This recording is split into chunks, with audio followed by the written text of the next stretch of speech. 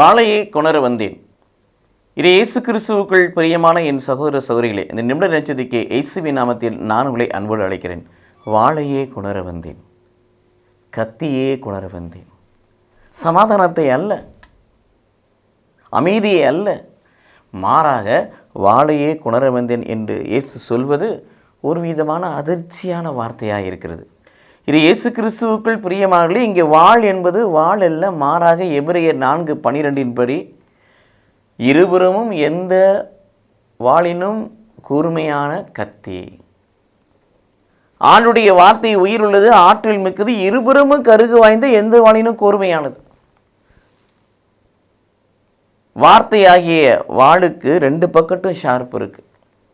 ஆகவே இந்த வார்த்தை மனிதனை பண்படுத்தும்.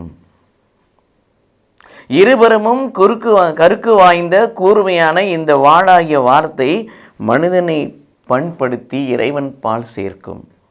ஆனால் மனித வாயிலிருந்து வெளிப்படுகிற வார்த்தை ஒரு பக்கம்தான் ஷார்ப்பு, அது மனிதனை புண்படுத்தும். இது இயேசு கிறிஸ்துவுக்குள் பிரியமானவர்களே, மரியாளுக்கு நிகழ்ந்த அந்த சோகங்கள், அவமானங்கள், நிந்தனைகள், வேதனைகள் உன் உள்ளத்தை ஒரு வாள் ஊடுருவுன்னு சொன்னார்.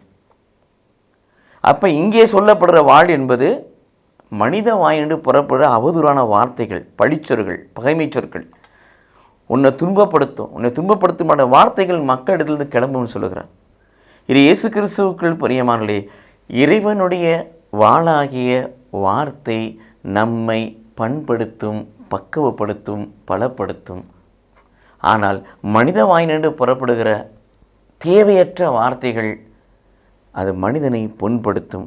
ஆகவே ஒரு சில விதமான நெருக்கம் இருந்தாலும் கூட இந்த இறை வார்த்தையாகிய வாளை நாம் சுமக்க வேண்டும்.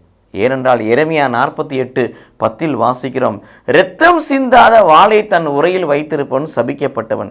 ஆக வாளாகிய வார்த்தைக்காக துன்பப்பட வேண்டும், துயரப்பட வேண்டும், கஷ்டப்பட வேண்டும், வேதனைப்பட வேண்டும்.